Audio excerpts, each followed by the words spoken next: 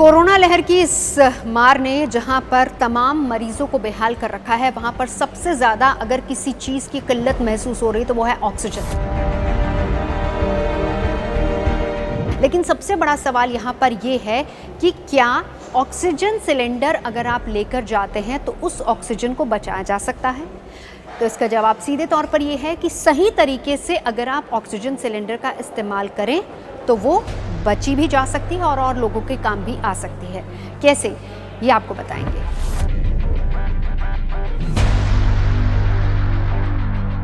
तो ऐसे बहुत सारे लोग हैं जो ऑक्सीजन सिलेंडर्स लेकर जा रहे हैं, न सिर्फ अस्पतालों में जहां पर उनके परिजन एडमिट हैं, बल्कि जो लोग घर में हैं, आइसोलेट हैं, वहां भी एहतियात के तौर पर लोग ऑक्सीजन ले जाते हैं कि अगर कहीं ऑक्सीजन की कमी होती है तो फिर वहां पर मरीजों को ऑक्सीजन दी जाए।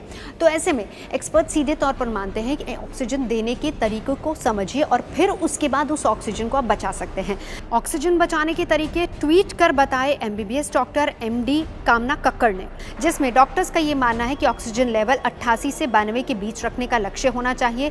फिंगर पल्स रेट को 100% रखने के लिए आप परेशान ना हो, इससे आपको फायदा कम, नुकसान ज्यादा होगा, साथ ही आपका सिलेंडर भी लंबा चलेगा। तो ऑक्सीजन सिलेंडर इस्तेमाल करते समय इस बात का बहुत ख्याल रखना चाहिए कि जो मास्क आप इस्तेमाल कर रहे हो वो कम से कम आपकी नाक और आपके मुंह के ऊपर एकदम फिक्स हो जाए।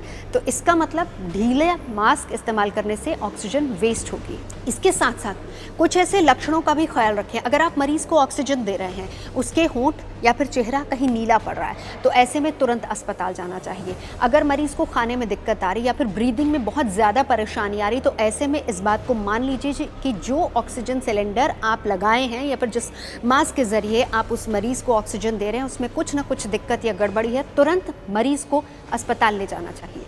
और इसके साथ साथ अगर आप अपनी बॉडी का ऑक्सीजन लेवल अच्छा करना चाहते हैं तो इसके लिए भी बहुत सारे टिप्स हैं जिनका बहुत खास ख्याल आपको रखना चाहिए, जिसमें प्रोन पोजीशनिंग का इस्तेमाल आपको करना चाहिए। पीठ के बल आप लेटें और फिर उसके बाद 2 घंटे पीठ के बल लेटने के बाद फिर आपको पेट के बल भी लेटना चाहिए। हालांकि बीच में अगर कहीं थकावट होती है तो फिर आप करवट ज़रूर ले सकते हैं।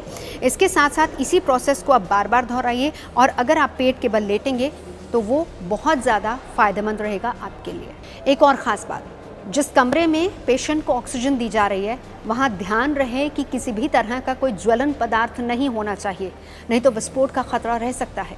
वैसे इस बात की जानकारी एम्स के डायरेक्टर डॉक्टर रणदीप गुलेरिया भी दे चुके हैं, क्योंकि उन्होंने सीधे तौर पर कहा था कि निमोनिया जैसे पेशेंट्स में सबसे ज़्यादा ऑक्सीजन लेवल गिरता है।